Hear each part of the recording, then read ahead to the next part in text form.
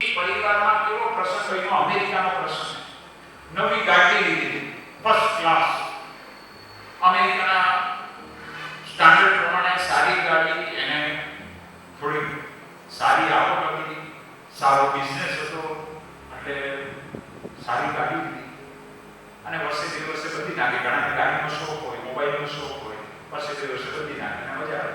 અને આ Apple phone નવો આવ્યો ને, હાથમાં લઈને એમ કઈ કામ હોય, કામ બધા લોકો પૂછે એપલ લીધો, ચાર્જ પૂરો, પૈસા આપણા વસ્તુ. એમ આમને જે ગાડીનો શોખ અને ગાડી પ્રત્યે અત્યંત લગાવ, એનો નાનો દીકરો હવે રમતા રમતા છે નીચે પહોંચે છે ગેરેજમાં, અને કંઈક એના હાથમાં નાની હથોડી આવી. હથોડીથી છે ને એ ગાડીના જે દરવાજા પાસે ઠક ઠક કરે, એટલે આ તો બધું ત્યાં વુડન લાકડાનું ઘર, એટલે અવાજ આવે. આપણામાં કંઈ ખબર ન પડે, આજુબાજુ ક્યાંય અવાજ આવતા હોય, આપણે ઘરમાં કંઈ ખબર ન પડે, પણ ખબર પડી.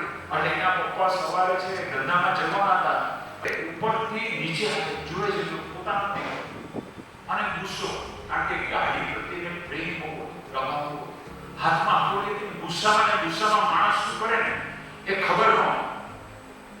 અને આ વેગમાં પિતા પોતાના નાના ફૂલ જેવા સંતાનની હથેળી આંગળી પર એ હથોડી મારે, એને થાય શું? નાનો બાળક, એની આંગળી છે છૂટાઈ ગઈ. પછી ક્યાં જવાનું? મેડિકલ ડોક્ટર પાસે. ડોક્ટર પાસે ત્યાં ડોક્ટર કહે છે કે એના પેરેન્ટ્સ કેવી રીતે બન્યું? કેવા જેવું બધા બહાના કાઢ્યા, પણ વાત સાચી ખબર પડી. કોના પાસેથી? એના સંતાને ડોક્ટરે કીધું, નાનો બાળક નિર્દોષ જેવું એવું કહી દે.